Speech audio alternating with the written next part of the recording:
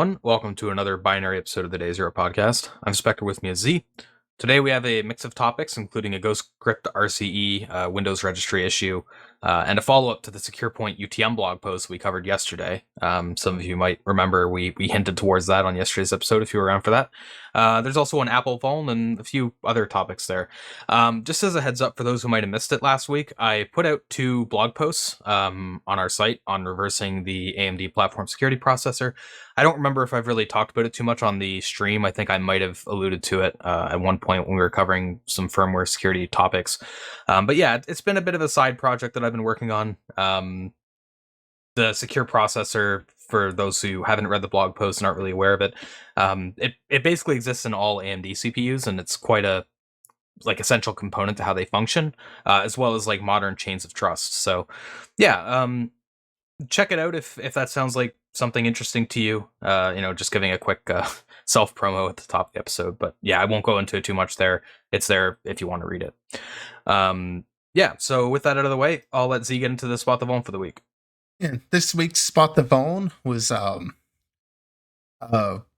based on a vulnerability we actually covered on the last binary episode, where there was some SN printf weirdness going on. So in this case, what we've got is this create note function, very classic demo code, a note-taking application. Takes in, note title, note body, has a define here for the buffer size. Does what you'd expect there, checks string length of the note body, make sure the note isn't too big, does an allocation for the buffer size, tracks buffer start, then starts writing data into the buffer using SN printf. So with that, it's keeping track remaining equals buff size, so it knows how many bytes are remaining to be written.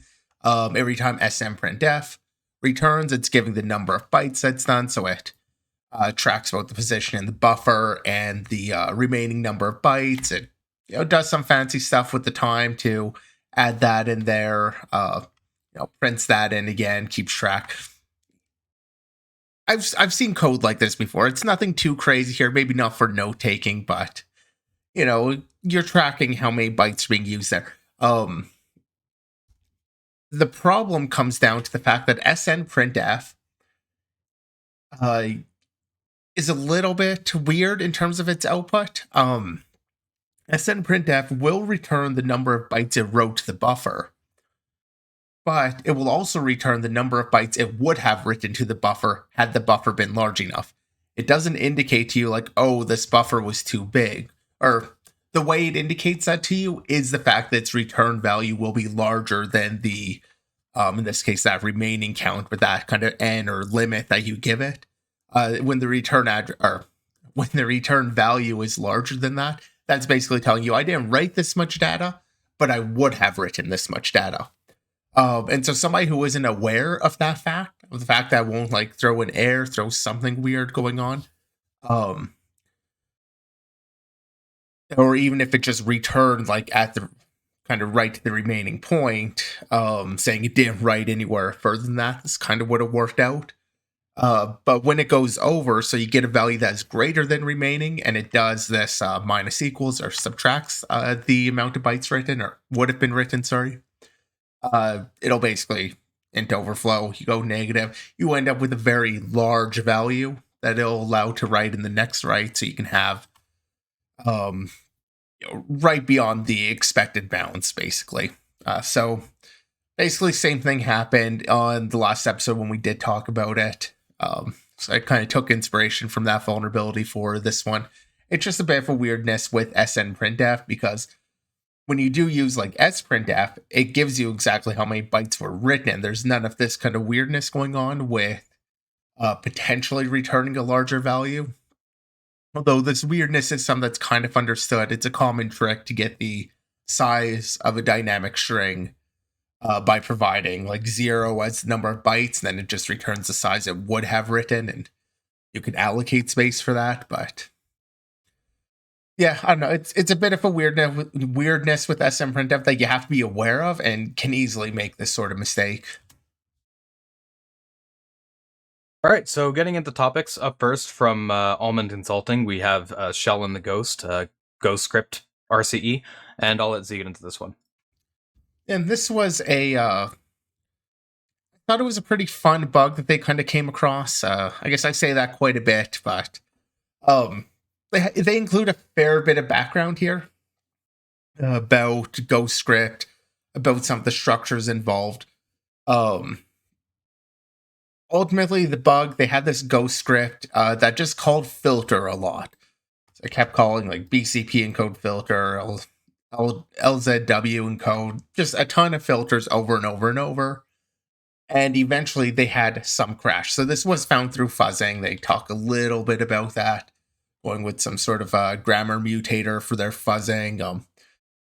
Doesn't go too deep into their fuzzing. You can see they're just using AFL on this. But they come with this crash. It's calling filter a bunch. The way filters work are you can effectively just you can imagine it's like putting a layer on top of your input or output or on top of like a file. Usually we're dealing with processing file or user input stuff. So you'll have a filter, it'll have a read pointer and output pointer. Usually it defaults off to like a 2048 byte buffer, I think is being used. That's not super important here, but you have the chain of filters coming on, so as you write, then it'll keep track of function pointers to like the next filter in the chain. They'll call it with whatever's left in your buffer and kind of keep passing it along the chain. So you read your input buffer is the output of the filter before yours, and you just kind of have that filter chain going on. So this is just passing the data through several filters. So in theory, the idea is you would apply your encoding through some filter and then write it out to a file. So what they found was a bug inside of the Adobe Binary Communication Protocol, or the tagged Adobe Binary Communication Protocol. Both of these relied on this stream state function. And actually, if you take a look at they set up some of the debugging messages to see what was happening, and that kind of hints towards some of the oddness that happens or what the root cause of the bug is. As you see in this output here, they've got the write process being called. It calls whatever function in here and some return values, or values that were part of the structure, not explicitly a return value. But you'll notice down here after stream state, after this happens, you end up with this NW value being very large. And you kind of have that get propagated through multiple calls and throughout basically the rest of the chain. So what's going on there, they notice like, hey, the stream state is doing something a little bit weird. And it turns out to be a pretty classic string processing bug. When you use the BCP, so the Adobe Binary Communication Protocol, or the tagged version of it, it does some string escaping, so it iterates over all of the things out of the read pointer. That is this PR pointer here. Iterates through that. For most characters, it's just going to write it out exactly as is. However, for some characters, if either it's in the escape list as a character it should be escaping, or if it's under 31, either way, the way it basically, if it comes across a character that should be escaped, it writes a 0x, I guess control A here. For some reason I had 0x1 in my notes. Maybe that's right value. Either way, it writes a flag value out. Writes that value, does an XOR with 40, so that's just making it turning any of these low values into a printable, because it's just setting the 4-bit. Well, 4-bit of the highest nibble. It's setting the bit there. It's making it a big number, or larger number. Anyway, that aspect isn't super important. It does the XOR. This is just how it does its escaping for whatever reason. And increments the pointer again.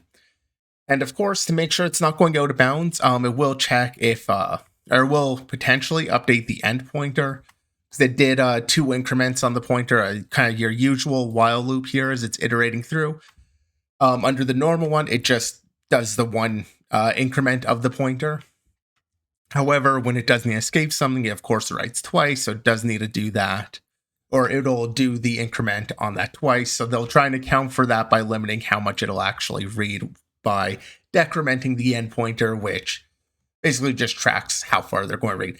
The problem here is that if this were to happen, so if the last character were to be the one that needs to be escaped, it's going to get through like the p less than end check.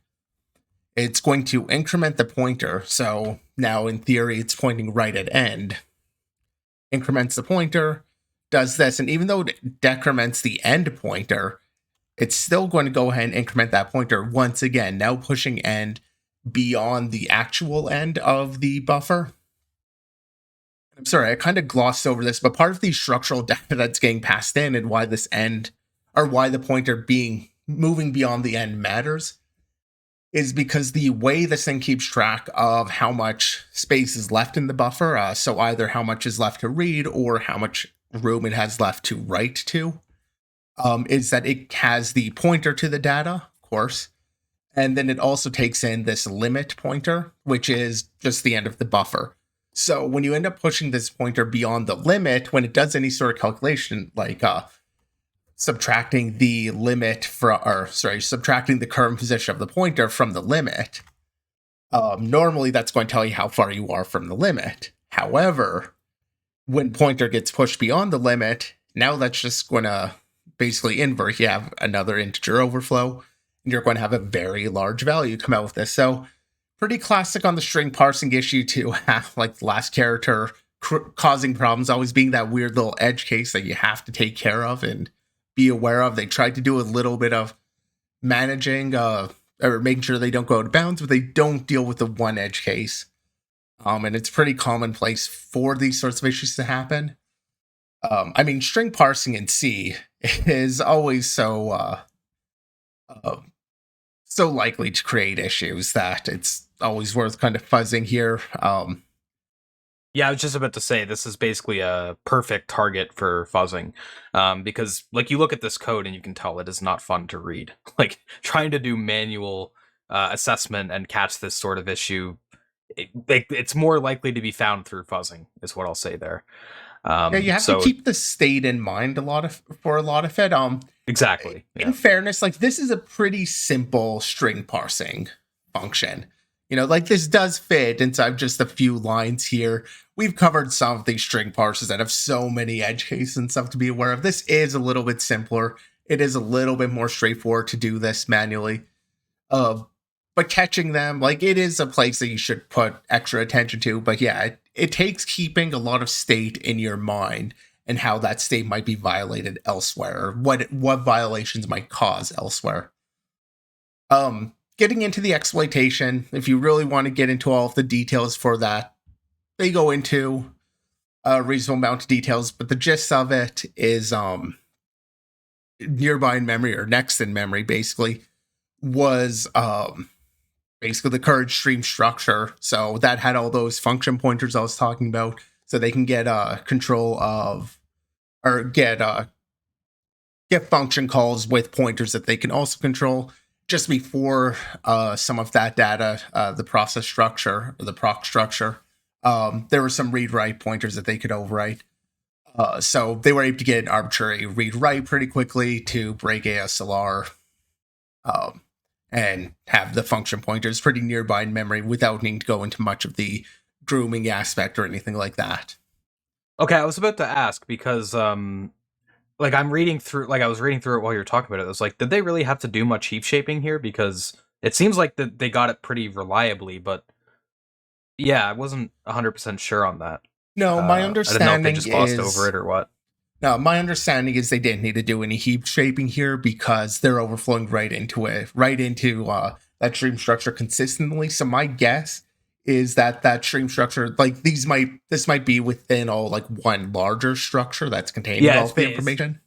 It's basically an intra-object overflow, yeah. Yeah, like I don't know that for sure. But given the fact that they don't seem to need any sort, like there's no variation here that they bring up, that would be my assumption, is that either the allocations just always happen exactly as they like it, which is a possibility too, or it's one big structure that they're just overflowing within. That's a fair possibility to point out. Because yeah, it depends on the allocator. Like certain allocators, especially if it's just like a bump allocator, it could be way more predictable than you might think. But yeah, that's kind of an interesting aspect to it because it's not too often you see heap based exploits like this that are that reliable, or at least appears to be that reliable. So that's a bit of a standout point for me from this blog post. Yeah, I mean, exploitation was, I think, pretty straightforward in this case, or it seemed that way from reading it. Yeah. Although I guess they do call out their I'm just reading towards the end there. It's still not reliable enough to exploit this vulnerability in the wild, so um, there's possibly something that we are glossing over in terms of reliability here. I'll admit, I was mostly focused on the vulnerability when I went over this. I did gloss over some of the exploit aspects, so you'll probably want to dig into that a little bit more to figure out what we're actually missing. Yeah, I'm just looking. It seems there might be some other interesting factors on the reliability, because they point out that like their info leak is a little bit finicky as well. Like the offset between the address you leak and the variable they're trying to hit can change depending on like the amount of arguments you pass and whatnot. So yeah, I don't know. It might be something on that side of it too, but yeah, Yeah, hard so to say. at the very least here, like the gist of their exploit was the fact that they were targeting that just adjacent memory, didn't have to do the grooming, but it does seem like there are some other variables in play here. But they did have pointers that were being read to and are read from and written to that they could target. So getting the pointer overwrites like that to turn it into the arbitrary primitive, but some details were missing, and they are probably in the post, just were missing from having not gone over absolutely everything in here. Yeah. All right, so up next we have a follow-up to yesterday's SecurePwn topic, which was assumingly an uninitialized read that led to being able to leak session IDs. And in this post, it seems there's another uninitialized read, which kind of leads credence to that speculation we had yesterday. So yeah, Z, I'll let you get into it. Yeah, it was kind of fun to realize that it was a very, very similar issue to yesterday. So if you weren't listening to the Bounty episode yesterday, we had basically the login system.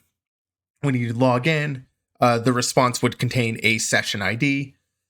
And that session ID, in theory, should be your new session is if you logged in successfully. But if you didn't log in successfully, it would be kind of the last session that was successfully logged in, or it would be the session ID for like that session, which sounded a bit to us like a uninitialized sort of variable thing where it's just reusing whatever value happened to be sitting there before and wasn't being overwritten. And what turns out here is for their exploit here. So now if you do have a valid log, and so yesterday's, if you didn't have a valid login, you can kind of just do an invalid one, see what session ID you get back and take that.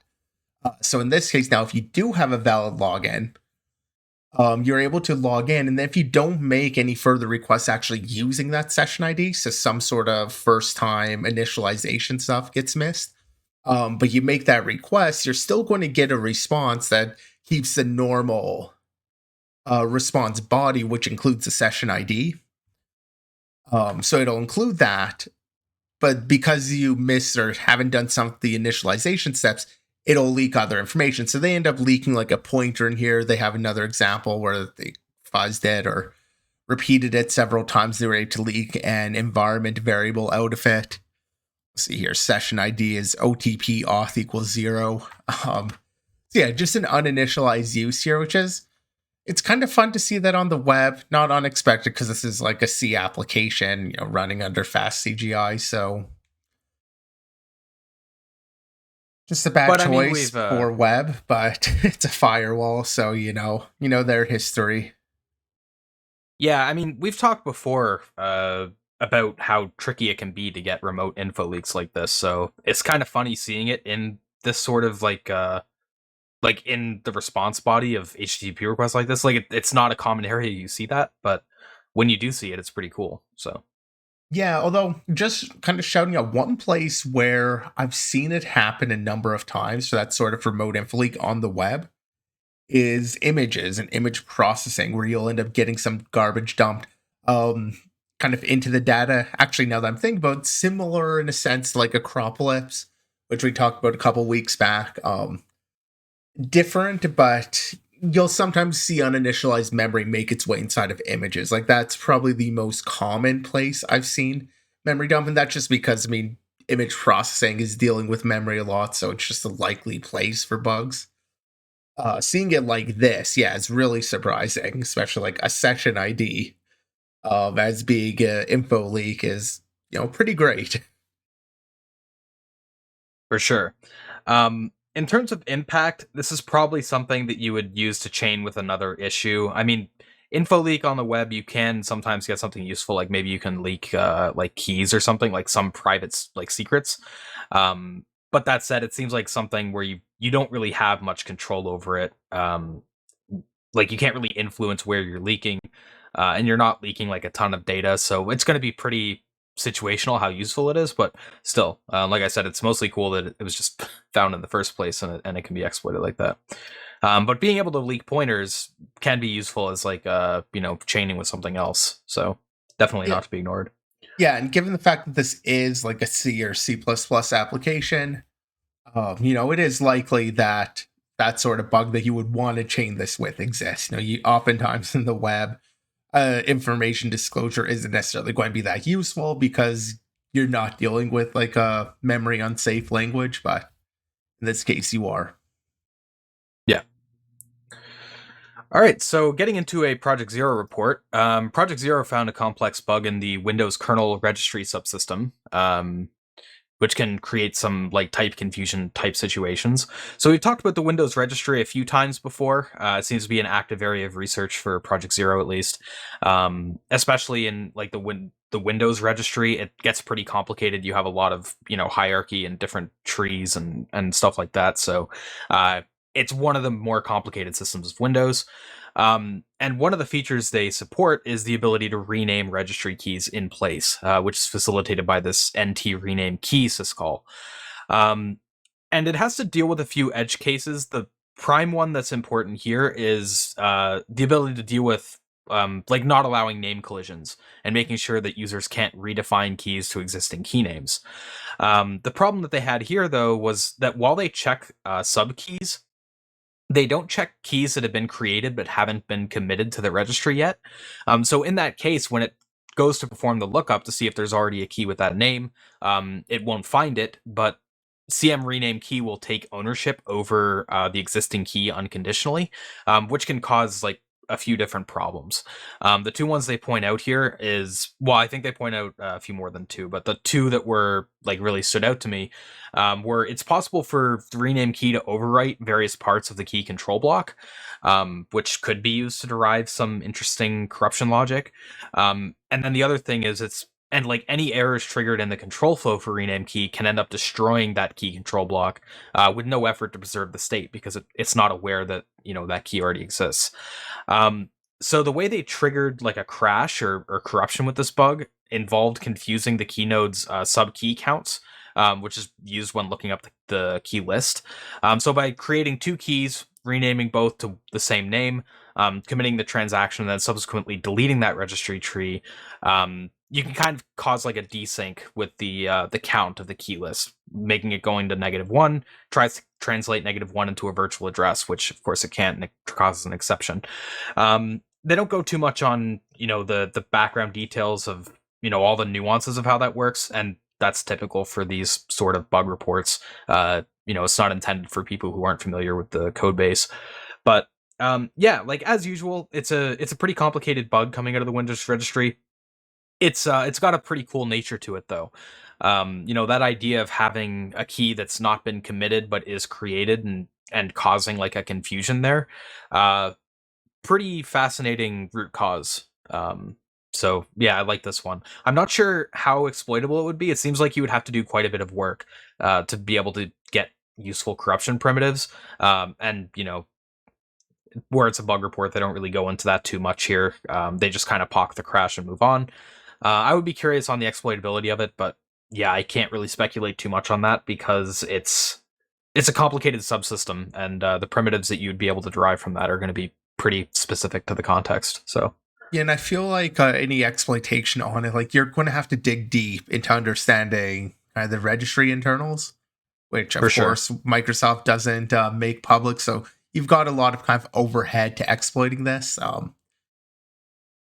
That said, like as a bug, like you keep referring to it as complex, but I think it like the bug is pretty simple and almost elegant in the sense where it is just create a key under the transaction, rename it, but don't commit that, and then under the same transaction, just rename another one to it. Like it's just abusing uh, appropriate state tracking in a sense. Like it does get a bit more complex, especially the details of it can be more complex, but at its root, like it's a very simple logical bug that like you can imagine somebody testing a very similar sort of thing in like a web application where you've got like these states where it's you can start a transaction, make some changes, and maybe commit or roll them back or something. You could see that in a web app, and you can make this very similar sort of test case. Only in this case, we're resulting in memory corruption,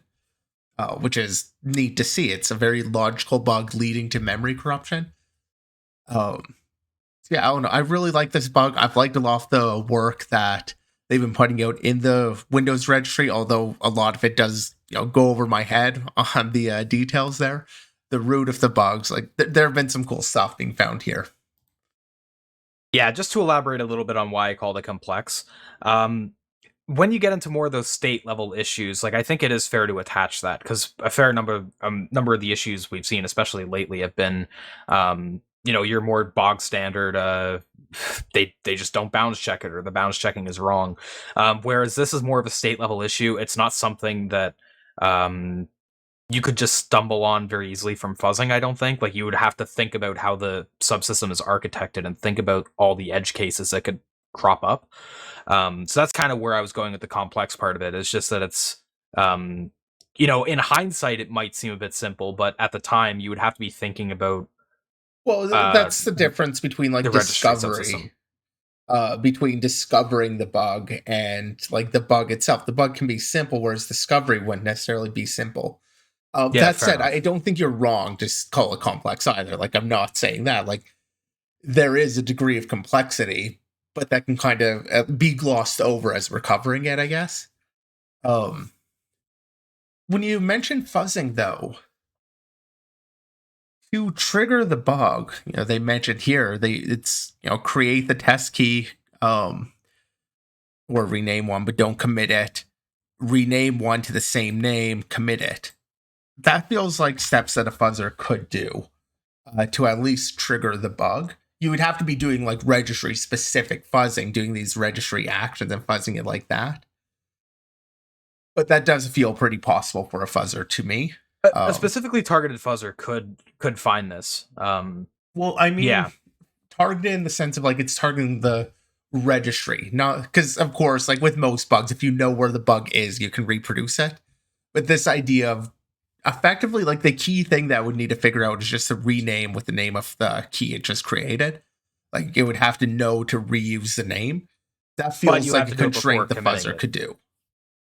Possibly, yeah. I won't say it's impossible for a fuzzer to find it. Just that it's more likely to be found through, the manual review.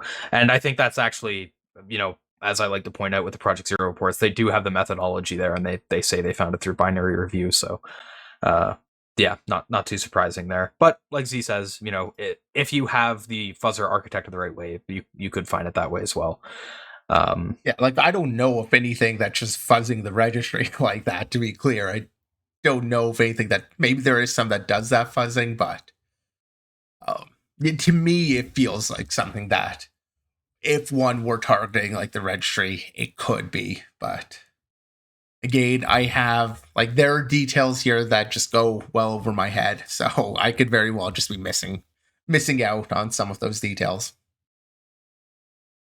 Yeah, so the other thing I'll quickly add on there before we move on, they did have to do some like work to try to trigger a crash with this. So it's not like, you create these like get a key renamed to the same key before it's committed, and just you cause a crash. You kind of have to do a good bit of work to cause that. So that's Good another point. reason why I think it's a little bit more unlikely to be found through fuzzing. But yeah, That's a really good point, actually. I think like the root bug could be could be recreated, but yeah, actually, I wasn't thinking about that. But when you need to trigger the bug check specifically to get that crash, yeah, that's a good point. That's going to limit the accessibility by fuzzing, because it does need more than just those constraints. yeah. Getting into something that would be probably found through fuzzing, we have another Project Zero post. This is one of their O Days in the Wild series. By this post was found by Ned Williamson, and yeah, so it was a 0-day found in the wild in the AppleSPU kernel extension, which is used for managing drivers on macOS and iOS. Unfortunately, couldn't really find what that acronym stood for. Might be Synergistic Processing Unit, like the PS3. I'm not sure. I spent a bit of time, but yeah, just couldn't find anything. But regardless, surprisingly straightforward bug, considering it's coming out of Apple. Typically, when you see the Apple O Days in the wild, they're somewhat complex. Yeah, not really this one. So getting into it, the SPU extension has a method called async message, which is the message handler for async messages going to the SPU. They have various opcodes that they support, but the one that's important here is the allocate buffer opcode, which can be used to allocate a buffer inside of this Apple SPU object. And it's not allocating from the heap or something, it's allocating from inline slots in the object. So you can kind of, for those who can see the stream, you can see they have this Apple SPU struct, and then they have an array of 16 buffer entries, which is where it's allocated from. And yeah, they just don't really check to make sure that you don't try to allocate more than 16 of those entries.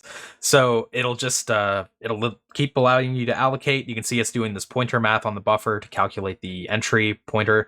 And yeah, there's no bounds checking, so you can just get an allocation outside of that slice and get a pretty straightforward arbitrary or out of bounds write primitive, which you could probably turn into arbitrary write fairly easily. So yeah, like I said, it's surprising to see such a straightforward vulnerability here. I guess it's just an area that hasn't been combed over as much.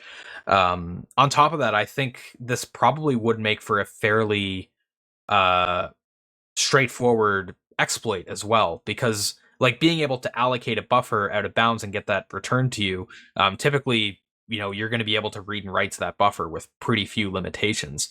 So I don't imagine it's too hard to derive some useful primitives here either. So yeah, they don't really comment on that too much. They link off to a survey of recent iOS kernel exploits for, exploit strategies for iOS in general.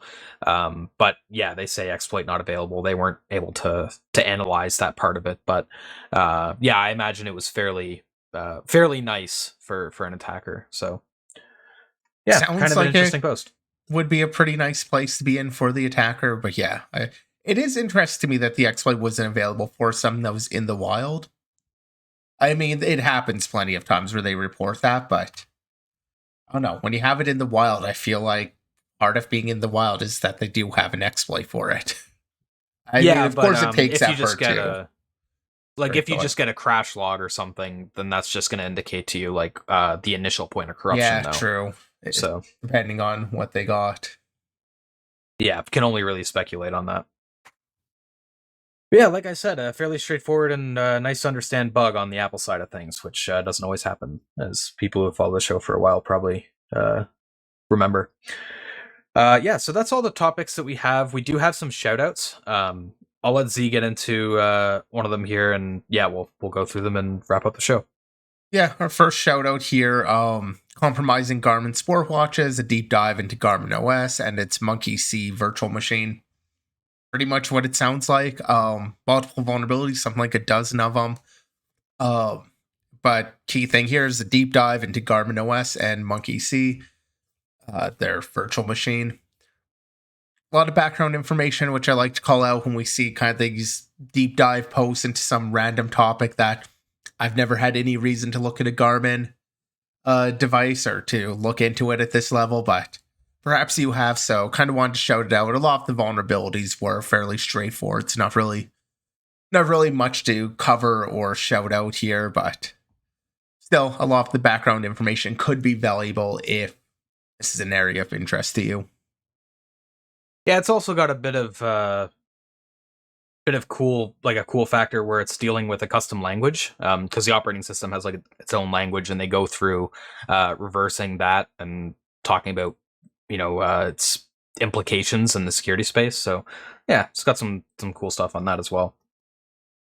Another shout out that we have is from Thallium, and it's a fuzzing guide to the galaxy and attempt with Android system services. So yeah, it's basically an overview of like system services in Android and targeting them for trying to find bugs. They talk about like looking for a good attack surface, mainly looking for like C and C++ based services and looking at what you can reach, and then building a fuzzer based on trying to reach the various message handlers and stuff inside of the services. Yeah, I mean, a lot of it is like there is some good background info here if you're not too familiar with like the Android service model. It does get a bit complicated and it's not documented super well, so it's definitely worth checking out for that. And they do detail a few of the findings they had there as well.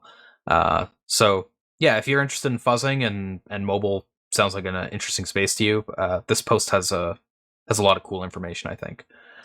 And then finally, the thing is, it's in terms of the fuzzing, like it is something a little bit different from just the Linux kernel fuzzing that you might get with when you look up about Android fuzzing, going through syscaller and stuff. Syscaller being the common Linux kernel fuzzer, so applied over to Android too. So it has a bit of a different spin than a lot of the content that you see too, which is nice. Yeah. And then finally, we have a post by NCC Group, stepping inside system management mode. This is sort of looking at similar things to what I was looking at with PSP, though here they're looking at, Intel CPUs and system management mode. They go through a fair bit of background info here. They mainly talk about exploiting through system management interrupts. So yeah, again, some cool background information here. Vulnerabilities weren't super interesting. They were, some more of the low-hanging fruit style issues. They were the sort of thing that we see when you get deeper into like similar things what we'd see with like hypervisor exploits and the hypercall exploits, where it's like they don't check where they're writing or reading from or something like that. Yeah, the bugs were low-hanging fruit because it's kind of a difficult area to get to. Yeah, one of those hard shell but soft inside once you understand the area and can start looking at it. So yeah, it's definitely worth it for some of that background info. So that's why I wanted to shout it out. And yeah, I mean it's a cool area of research. It's where I've been spending some time lately, though on the AMD side. So yeah. All right. I believe that's all the shoutouts we have for this week. So unless you have any last minute thoughts, C, we'll wrap it up there. Oh, that's all. Cool. So thank you everyone who tuned in. If you want to catch any past episodes, you can find recent ones on Twitch, and all of them are on YouTube, Spotify, Apple Podcasts, and more off Anchor. Also, feel free to join our Discord and follow us on Twitter. Links for those are down below or in the chat as well. With that said, we'll see you next week.